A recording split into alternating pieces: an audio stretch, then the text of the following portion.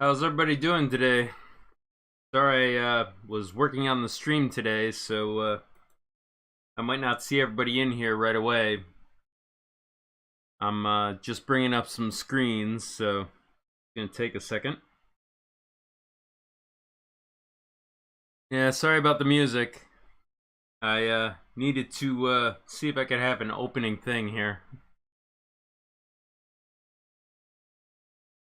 So the TFT adding a bitmap, I might be able to do that today, but I'm not sure how, so I can show you the other way. I'll actually work on that for tomorrow, though, maybe. So give me a second to open a screen here, or two, and then we'll get rolling. Somebody asked me a question earlier today on how to work with end stops on the SKR Pro, I think it was. So I wanted to cover that for them. It's not really super complicated, but you'll enjoy it.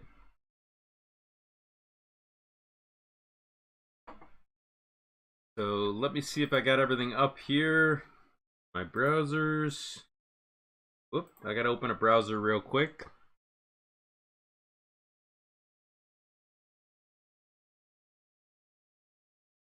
Okay, it looks like I got almost everything open.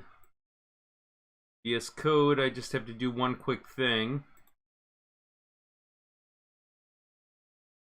And I'll start in a few seconds. I just have to unzip a folder real quick.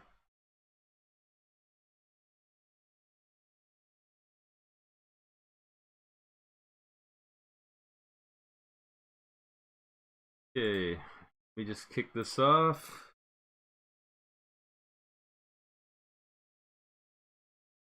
And I'm ready to start. So I'm going to switch over to the camera so you can see what's going on. So on the workbench, I'm going to put the Big Tree Tech for the moment as the board that we're going to work with. This is actually the Big Tree Tech GTR 1.0. I'll fill in some Amazon affiliate links if people are looking for it later, but I'll just warn you ahead of time. Don, to calculate the price of a print, depending upon if you're selling it or buying it, there are websites out there that'll show it for you. But if you want to calculate the price of filament, you can always go to RepRap Calculator, and it'll tell you how much filament and you can calculate the cost off of that, because a roll is like $22 in US currency. So that would probably work out to, you know, the division of the length of the weight that you're working with. I think it's 1 kilogram. But also, if you're trying to sell your prints, remember that when you print them, you're probably going to have print failures. So you're probably going to have to educate the consumer on the cost by double or tripling the price. Let me see if I can grab an end stop to start with here that's optical. I don't know if I have one directly next to me. I kind of just got off work and came home. But we'll start in 2 seconds as soon as I can find one. So I may have to go grab it in the other room because I don't have it in front of me. Let me see if I've got my box for it.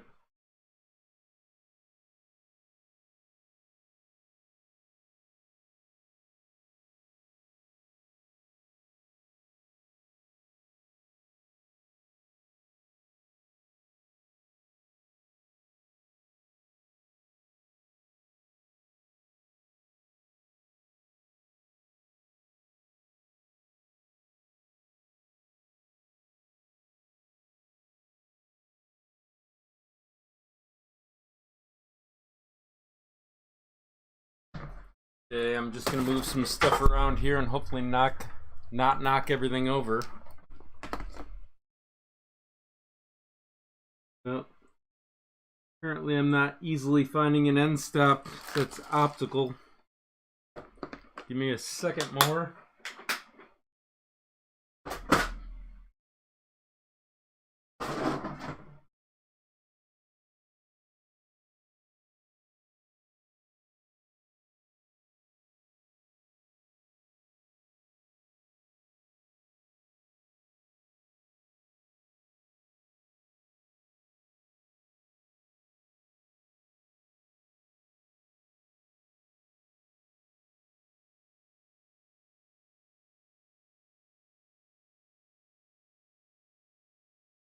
Okay, I think I found the optical end stop.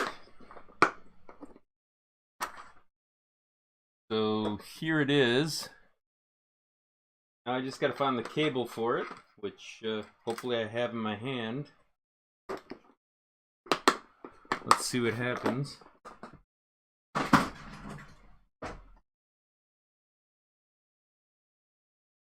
And that's not the right connector. Give me a second more to see if I've got one behind me.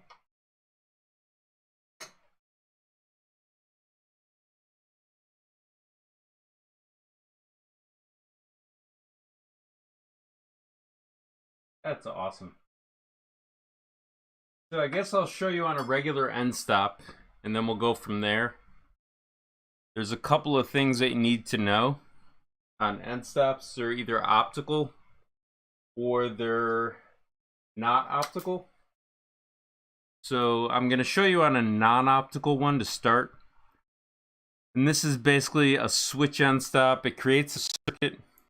It's got capacitors on it to smooth out the signal. And then there's a place that you need to connect it. And so on different boards or in different places, they're usually end stops like you can see here. So there's a row here and a row here. Per your data sheet, you're going to figure out which ones to use. So I'm actually going to show them on the SKR 1.4. So let me grab one here. Or I'm sorry, not the SKR 1.4, the... Whoop, grab the wrong board again. Here we go. The SKR Pro 1.4. Or I'm sorry, 1.1. So our end stops are located in here. And I'll bring up the actual data sheet so we can see what's going on. So if I go over to my web browser, let me just bring it over here. I have it on what we had last night. And what you want to do is you want to type in here BTT for Big Tree Tech, SKR Pro 1.1, and then you're going to say GitHub. And this should bring you to the link. And inside the link, there should be directions. They have a manual here, and they also have the new SKR version 1.2, which describes the differences between the two. But we're going to open up this one to start. So let me see if I can find the right one, because they have a manual and they also have the other one. So they talk about how to install VS Code here.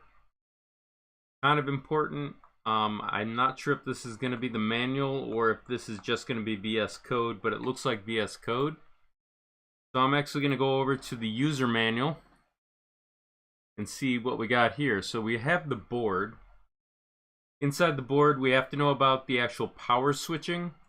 We're actually going to be working with the USB power, just so we don't damage the board by accident when we're testing it. And we're going to scroll down and we're going to look around the board to see where things are located. So they actually describe where everything's located on the board.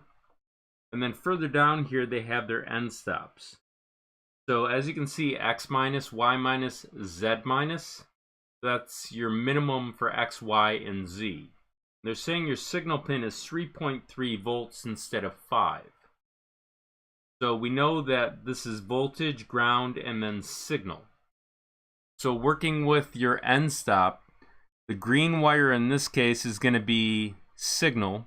The black wire is going to be ground, and the red wire is going to be voltage. So to connect that, we're just going to take the other end and we're going to line it up. So if we do this, we're going to go over into here, and it's voltage ground signal. So we're going to plug it in like so. Then we're going to double check it with actual the pinout diagram that I have up. So I'll show you how it's connected. I'm sorry I had that on the wrong screen. So I'll show you that again. So we know that this is voltage, ground, and signal for pins. And we have voltage for the red, black is the ground, and green is the signal.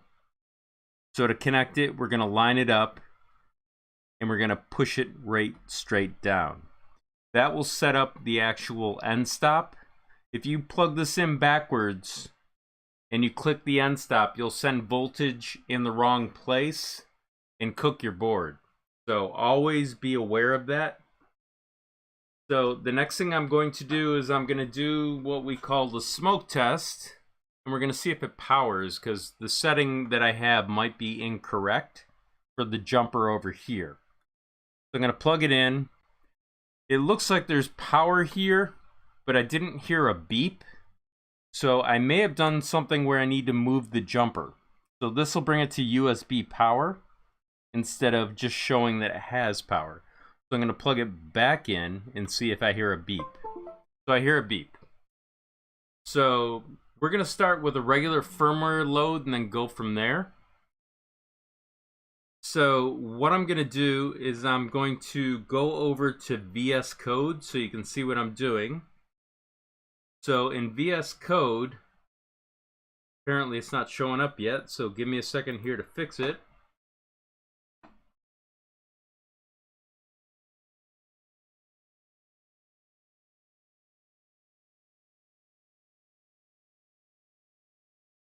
Apparently VS Code doesn't want to just start normally, so I need to get the window up real quick here. There we go. So here's VS Code. Inside VS Code, I currently have it loaded, so I'm going to click on the Explorer over here, then go to Open Folder. Then I'm going to go to my Downloads folder, my Marlin folder, my next Marlin folder, and then Select folder. That'll open up all the components inside that folder. Then I'll go over to the Marlin over here. I'll go to Source, then Core, then boards.h, and I'll search on SKR_Pro. And there are two pros. The one that we're working with obviously is this one, but the newer boards just below it, they have the same chipset as you can see up here. So we're gonna close out of Core, Source, and we're gonna close boards.h because we have what we need. And we're gonna go to configuration.h, and we're gonna say, we're gonna search or find motherboard, and we're gonna paste it over the ramps. Then we're going to scroll up and change the serial port to -1. And then we're going to search on end stop. So end stops, we have our X minimum, our Y minimum, and our Z minimum. We could always enable the other ones, but then we may have to modify things in the pins file to actually use them. But you only need one direction. So we're going to use the minimum direction because we don't need the maximum. Because when it's using Marlin, it will count out from 0. And so the minimum in this case will be 0, and then any turn of the motor from there would be towards the positive to a certain length. In this case, I believe it's 200 millimeters in the default file for X, Y, and Z might be the same. But a lot of people get confused about how to deal with their end stops. So we're not going to change this just yet. I'm going to show you what happens when we load it, because this might change or it might not. Usually 2 different types of end stops are a good way to actually judge it. But I'm going to first show you Platform IO. So the INI, I'm going to search for pro_v. So that's not showing up. So I'll do SKR_pro. And there's the board that we're looking for. So we're going to copy that. Then we're going to go back up to the top to change our default environment because it's set for the Mega 2560 and paste it. Now in order to load this, we can't do an upload to this board in the current configuration we're in, but we can do a compile. So I'm going to compile it by clicking the checkbox. And while that's building, I'll check out to see what you have for questions. And I'm going to disconnect the USB for the moment and show you what to do with that in 2 seconds. But let me see what's going on in the chat, and hopefully this is actually building. So we might have a build failure because I've been messing around with Python. But so far it looks like it's trying to do something. So let me change or transition to something else here. Otherwise I'm going to have to change boards for the moment. So over on the actual board, you're going to need to use a micro SD adapter. So you have to pop out the SD and place it inside here. Make sure that it's not set to lock, that it's actually open, and then place that in your computer. So that's going to take a second to come up. I'll look at the chat room for a second, see what's going on. Just have to configure it here real quick.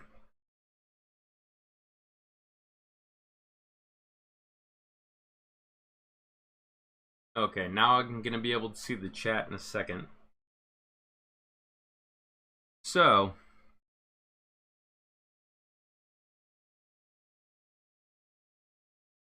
okay. Let's see what we got here for people. Wow, 12 people? That's awesome. So, now that this is almost loaded, let's see what VS Code is doing. Hopefully it's not failing miserably on me. So it looks like it's downloading the actual configuration for this chipset. I'm going to pop into the chat and see what's going on for a second here.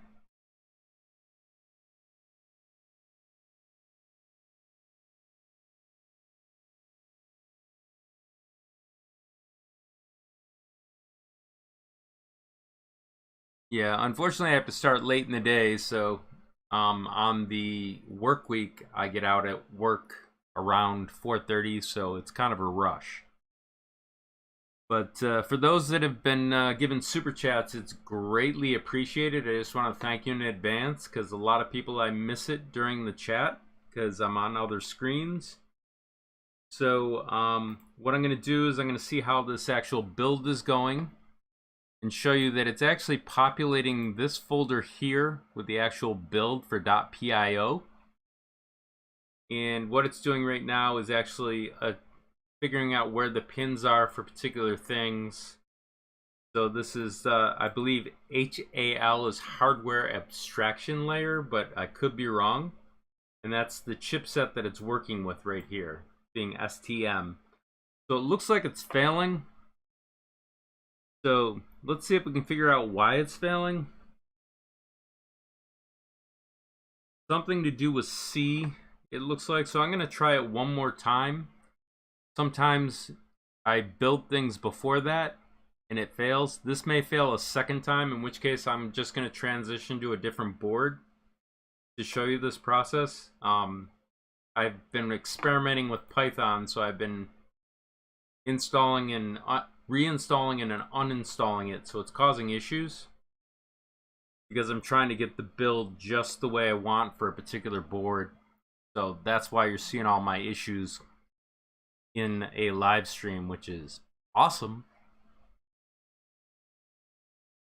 But everyone has issues building, so I can understand that. Michael, to fix the Big Tree Tech, version 1 Turbo. What you can do is, if there's nothing on your drive, you can reformat your drive to FAT32. Just remember there's a size limit on the actual drive. So in the case of the SKR version 1.4, the size of the drive max is 128 megabytes. So when you format that, make sure you're using that size drive. If it's bigger than that, you may have to partition and then set the partition for the lower side so that your board will see it. But that gets into more complexity. So what you're going to do after that is you're going to build your code, compile it.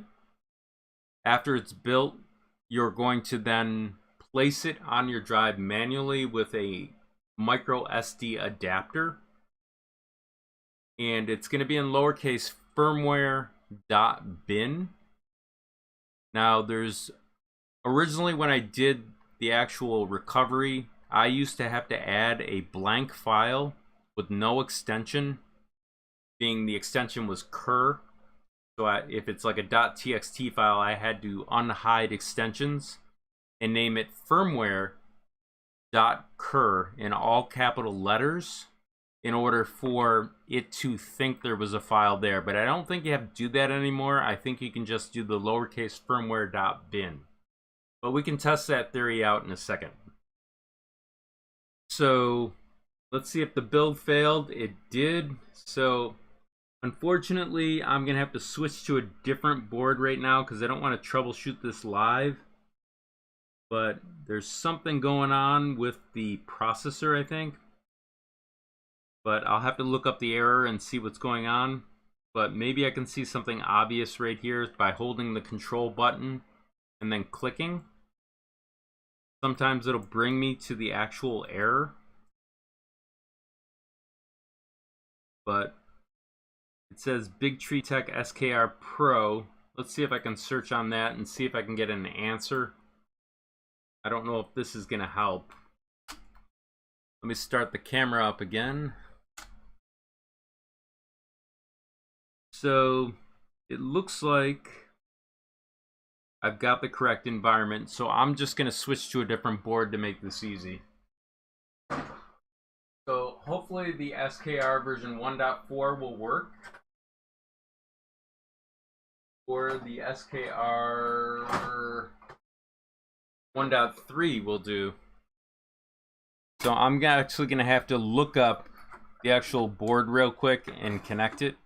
So I'll walk you through that process real quick, and maybe we can even fix the firmware issue. We'll actually recreate it that you're seeing in your SKR 1.4, Michael.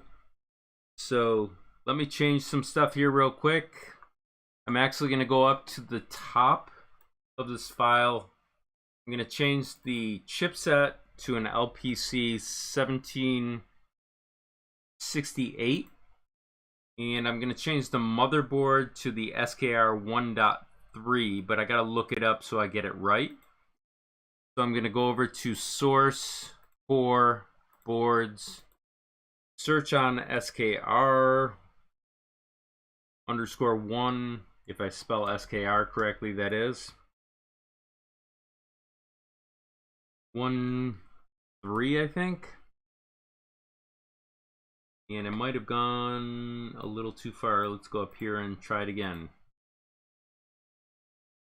Well, let's try SKR. There it is. So I'm going to copy this board right here. That's the actual board definition for the pins file. I'm going to go back to configuration.h. I'm going to search on motherboard. The process for all the boards is the same when it comes to end stops. I'm going to paste that here. I'm going to do a build, and hopefully it won't turn into a mess again. Hopefully. Otherwise, I might have to switch to another board, but it's my environment that's messed up. So I may have to do a re-clean, which is this little garbage can down here, then a build, but we'll see. So let me see where I am here. I'm going to go back to the board for a second. and I've moved in the SKR version 1.3. I'm actually going to format the disk that I have right now, being the adapter, the 128 megabits. I'm going to put it in the SD adapter. I'm going to place that in the computer, and hopefully it'll actually read it. Let me see if it's actually coming up. So my adapter may be not functioning. That's awesome. I have another one here that I can pop in, so let me use that one.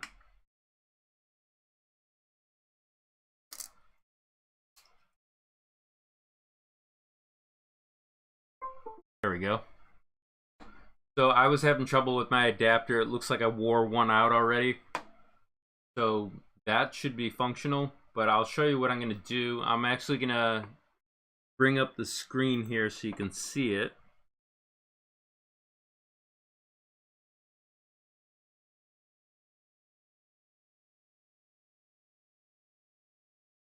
So this is firmware.cur. That's what it looks like when it loads. I'm just going to delete it. But keep in mind that before you delete it, if you wanted to actually reload this, you can change this to lowercase firmware.bin, and then it will reload and create the firmware.cur for you. This just says that it's installed as current. So I'm just going to delete it to see if I can make a mistake. And I also want to test out if you do or do not need it. So if we can't load our firmware.bin, I'll show you another technique around the problem. So after that's deleted, we'll go back and see if we can build, which doesn't look like it's going to happen today. I might have to switch to a different type of board that's simpler, but right now I'm having compiler issues like no one's ever seen before. So I'm going to actually close my VS Code and reopen it. This might take a second to align. Then maybe tonight I'll actually spend time fixing my Python. But I've been planning on actually redoing my configuration. So you can actually see what I'm doing right now. So let me see if I can get VS Code to work. There we go. So I'm going to go to configuration.h, double check things. I'm going to go to platformio.ini, double check that. I'm going to do a clean. And then I'm going to hope this actually works. Which it may not.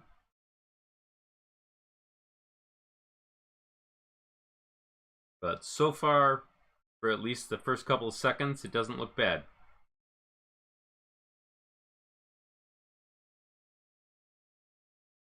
Okay, while that's going on, I'm going to actually jump over to my drive and show you what to do. So I'm going to go back to display capture and see what we got here. So I'm going to go into that folder for that particular drive. And I'm actually going to format it. So I'm going to right click. I'm going to go to properties for format. So actually format, not properties. You'll get a pop-up. It's going to be a quick format. It's going to be FAT32 or FAT. Actually, we'll go with FAT32. I don't know if this will work, but I think it's FAT32, and I always get it confused. If not, it's FAT, which is FAT stands for File Access Table, if people don't know that.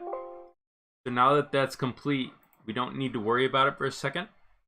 So we're going to go back and check on our compile, which seems to be functional at the moment. And what we're going to do is we're actually going to check the .pio. Right now you can see that it's actually building. So I'm going to skip over and jump to the browser so we can check the actual configuration for the board that we're working with, because I never remember these anymore because there's so many of them. And I'm going to go to Big Tree Tech. I'm going to look for the SKR 1.3. There's two folders for, you know, depending upon which board you're working with. So I'm going to open this one up for 1.3. And I'm going to do the exact same thing I did before. And that's, I'm going to look for the hardware. And inside here, I'm actually going to cheat and use the pins file. So it has pin in it. And this tells me what is what. So down here, we can see what the X minimum is. Max is on the other side. And same for Y and Z. So we know that signal is 5 volts, ground, and then it's 1.29. But in the actual pins file, that'll be like P1_29 for pins.h. And I'll show you that in a second, but I want to show you how to hook this up. So I'm going to go back over the workbench. I'm going to make sure the camera's on. I'm going to transition over to it. And I'm going to show you the actual configuration. So we know voltage is on top. We want to do X.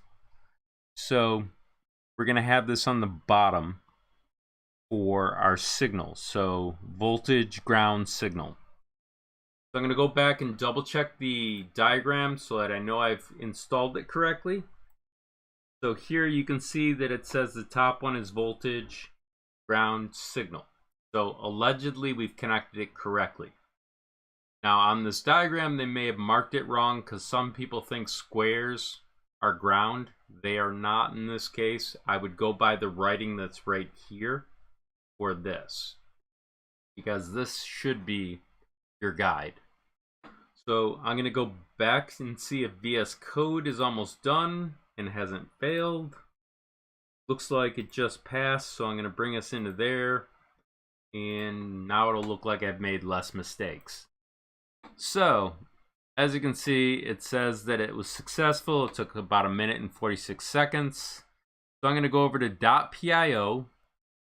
I'm going to expand that folder. Then I'm going to go to LPC 1768. I need to right click on that and say reveal in Explorer, and I'm not sure if you're going to see this just yet, so I'm going to transition over to it so you can see it.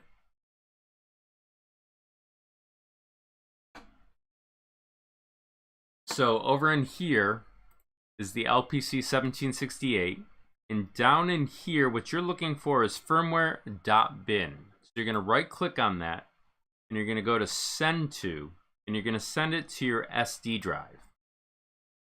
So now we're going to click on the SD drive and see if it's there, which it is, so we're good. So I'm going to take this out of the computer in a second, and I'm going to install it inside the actual printer board. So I need to transition over real quick. So this is coming out of the computer. I've got the drive right here for the adapter. I'm going to pop out this. I'm going to pop it into here. And I have this set on USB power. The other 2 pins would be direct power for here. So what we're going to do now is we're going to actually power the board with USB, which will point on the drive to the actual sector where the firmware.bin is located and load it. So let's plug it in. We should hear a beep in a few moments if this goes right. If it doesn't, I'll show you another way around the problem.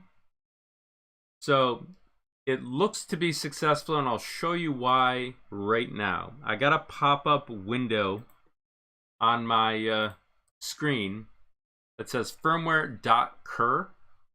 So it's actually upgraded, and it just took place from the firmware that we compiled at 5:31. But now we want to go over and actually test the actual configuration for Pronterface. So I'm going to transition over to that, and I'm going to log into this via Pronterface, but I need to switch to another screen for just a second so I can make sure Pronterface is functional. So I'm going to actually have to close it because it may be thinking that it's pointing to something else. So let me pull that up real quick. So basically, if I open up Pronterface and it's pointing to a different USB device, then I have to search for it. And I can show you how to do that, but it takes a lot more time. So it's easier for me to just do it off screen and then transition back. So inside of here, we're going to just connect.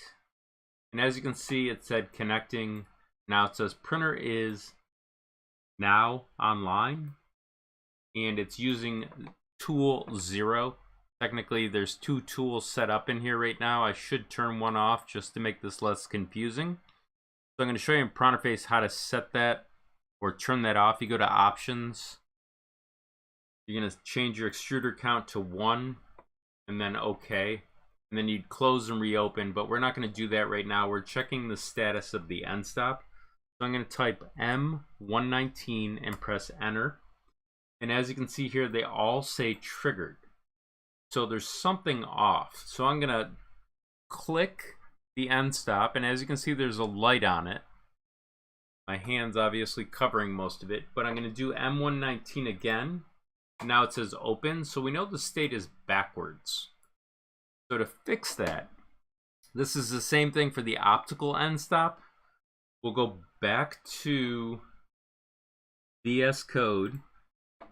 Inside VS Code, we're going to go to configuration.h. We're going to search on end stop. And in this area, we'll look at a couple of things. There is a disable end stop pull up. Someone was asking about this today. This smooths out with capacitors usually a floating state. So if you're at like 5.5 volts, or I'm sorry, 4.5 volts, it'll smooth it out to 4 volts, either up or down, depending upon which one you're using. If it's over 5 volts, you probably don't want to smooth it out. You want to figure out what's wrong with your board. Most of the time, it'll be less than 5 volts. But those are pull-ups and pull-downs. That's actual electronic hardware, I believe, that's on your board that it's going to use to smooth this out by doing something like an absolute value. But I could be wrong, and I probably am. But in this case, we're going to go to the X minimum end stop inverting, and we're going to change the false to a true. And then we're going to actually recompile again. So in this case, we don't have to disconnect the board or swap the drive now because it actually shows up as a USB device.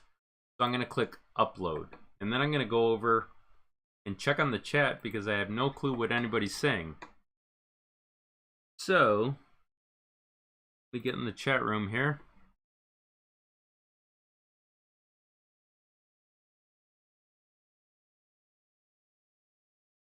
Yeah, it may be in that file as a backup. The file is, Michael, sometimes destroyed. If you do a clean, it actually flushes the folder. That's inside VS Code. Or reclean, but in this case I believe they call it clean because there's 2 different types of clean. The board that I'm using, Jimmy, I was using an SKR 1.1 for Pro, but I was having compiler issues because I had just changed my Python firmware last week and I haven't fixed it yet.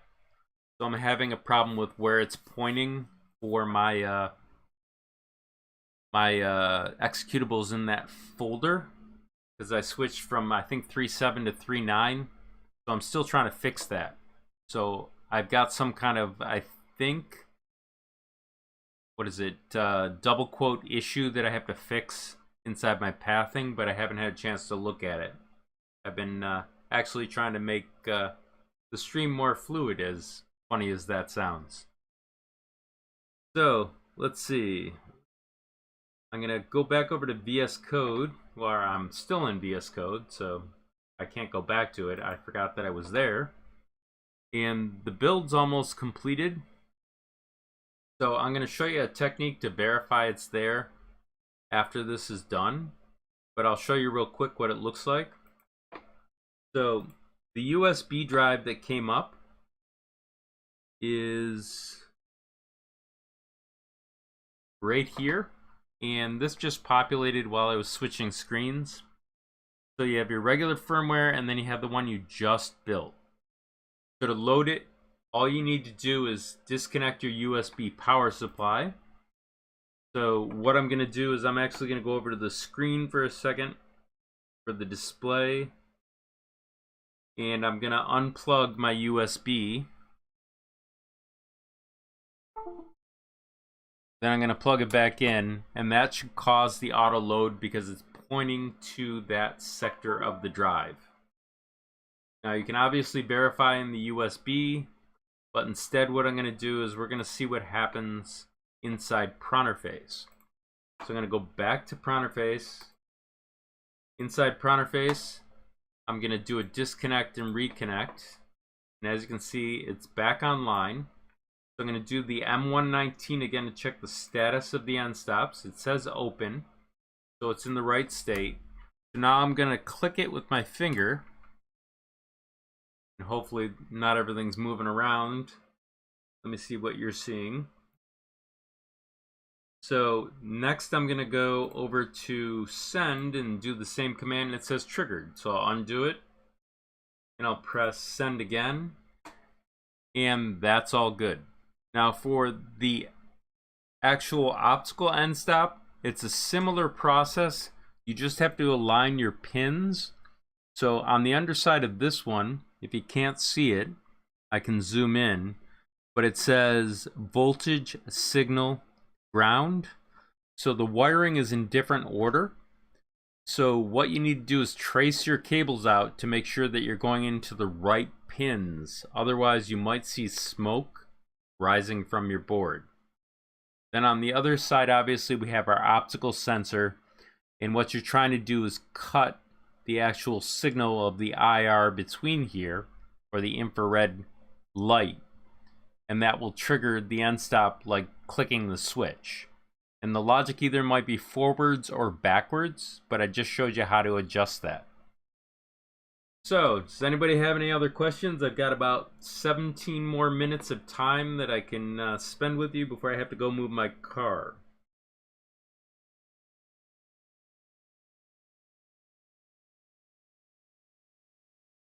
Yeah, Michael, I was pretty sure it was going to work. Sometimes it fails, and that might have to do with a bad micro SD drive, or it might be that the jumper isn't moved.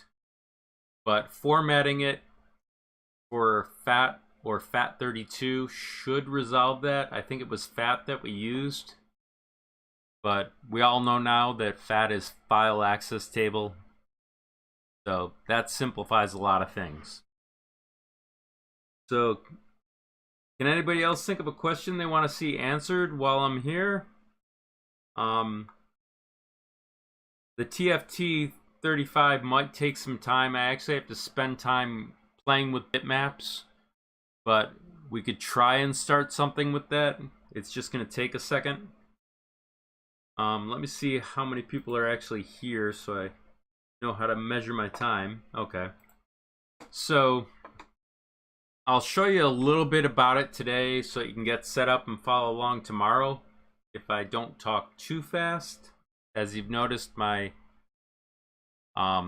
pace of talking is a little bit faster than videos, because in videos, when I do closed captioning, the capture of my voice changes the closed captioning profoundly. So if I say boot screen, sometimes it comes up blue screen, so I have to speak slower. So what I'm going to do is I'm going to go over to the website for Big Tree Tech and show you how to initially get moving on this. So let me find the website real quick. So on the website, whoop, I got the old browser. I'm going to go to a better one for you. I'm going to go here. I'm going to go back twice. There's probably going to be something for the TFT display. Actually, I'm going to go back 3 times. And down here they have Big Tree Tech TFT E3 version free. This might be for just one TFT. There may be multiple in there, but I'll click on it. And they show hardware. This is the pinouts and the pictures of it. Then they have 3D mode, which makes me feel like I'm in the wrong place. So they're probably talking about it, but the actual firmware probably is right here where it says touchscreen firmware, which is obvious. Sorry about that. You're gonna go here, and in order to load it, it's just like loading the firmware update. So you're gonna go to code, and you're gonna go to download zip.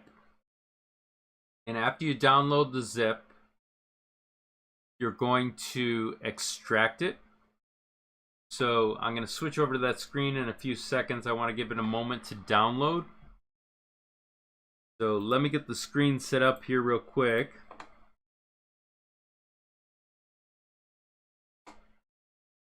And make sure it's actually there. So let me make it bigger, and I'll show you it in just a second. So here we are. I'm going to right click on it. I'm going to extract it, or extract all, pardon me, and I'm going to click extract. Inside extract, you'll have the actual information, obviously, because we all know what extract is, I hope. I had a lot of trouble understanding the comment, but it was more from a Unix environment for tar and gztar, but that's a long time ago, so in Windows they make it kind of fluid. So this is going to take a few moments to actually unzip. I'm going to peek over to the chat in a second and see what's going on, and then, well, actually we'll give it a minute. If I switch screens, you'll see everything in the background where I want to keep everything behind the curtain, even though you've already seen it.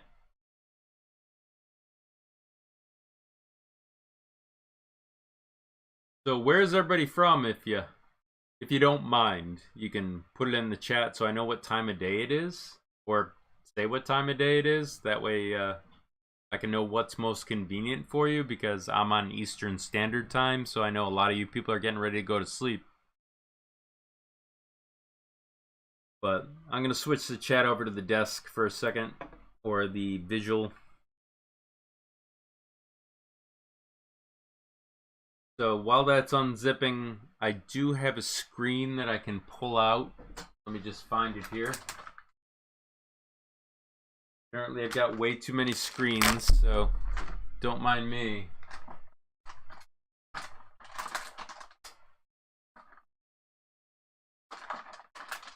Oops.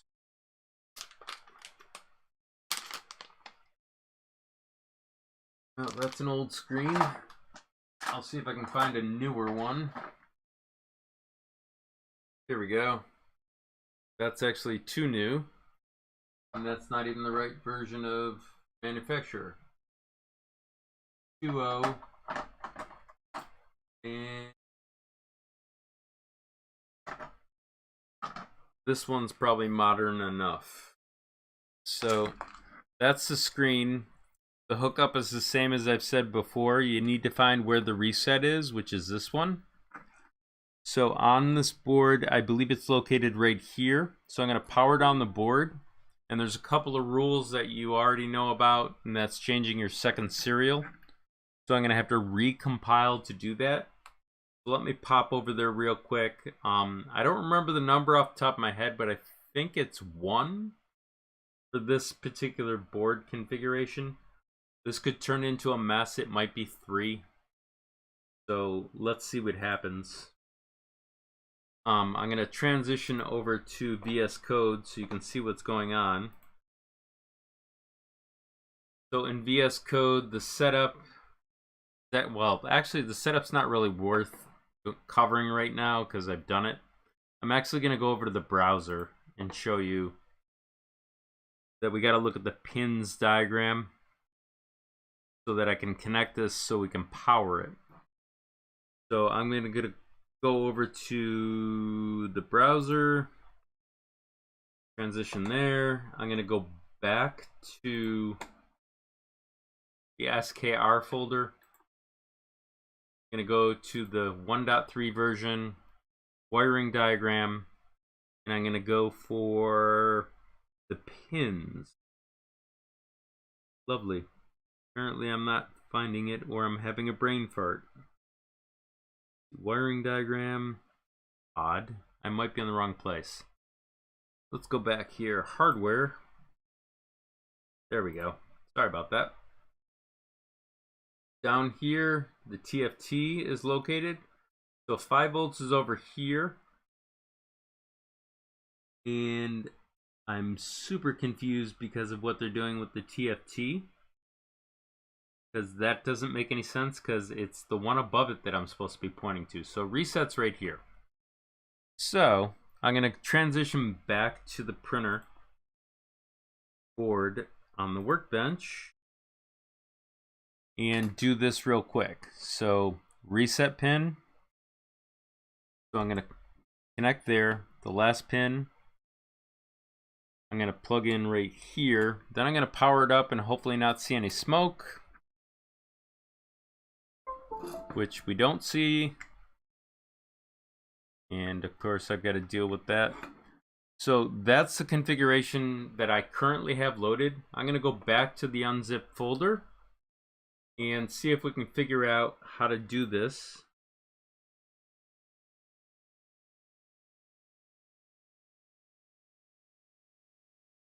So inside here is the folder. So what you need to do is obviously copy over this to your SD card for loading. But inside here, there's different themes. Inside there, you'll have your screen size, but this is where your bitmaps would go. So they have to be a certain property size. I'm just guessing on this part, but I guess they're 95 by 95. And then you would name them according to the naming convention that you see here, maybe. And that's all you have to do, I believe. I might be totally wrong because I've actually never done this myself. But that's my guess. So I would start with just changing one and seeing if it works for something that's obvious. This might be slightly bigger. We turn on the camera again. So this one is actually, nope, 95 by 95. So I think they're all standard size. Down here it looks like 24 by 24. So I just pick one, change it, set the bitmap size, drop it on there and see if it works like a normal update and using that folder. But you see me do an update probably like 5 different times, so I don't know if it have any value doing it like 8 or 9 more times. But let me peek back at the chat and see what's going on after I transition. Sorry, I'm saying the obvious. Wow. It's, well, Vancouver, Canada is close to our time. It's, what, 2 or 3 hours behind Eastern Standard Time? Croatia, it's a little late. But, maybe those are the hours you like. I don't know. I have a Lurge. I either have an X or a K. I don't know which. I haven't done anything on it in a while. I might be able to learn it real quick in a stream, but unfortunately in 5 minutes, if I don't move my car, I get a ticket.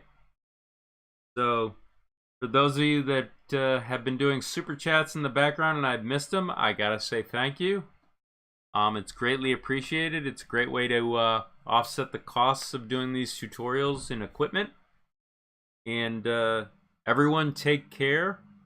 And I might do a live stream tomorrow around this time. If you have any questions, keep in mind that I put a Discord link in the actual stream that you can join.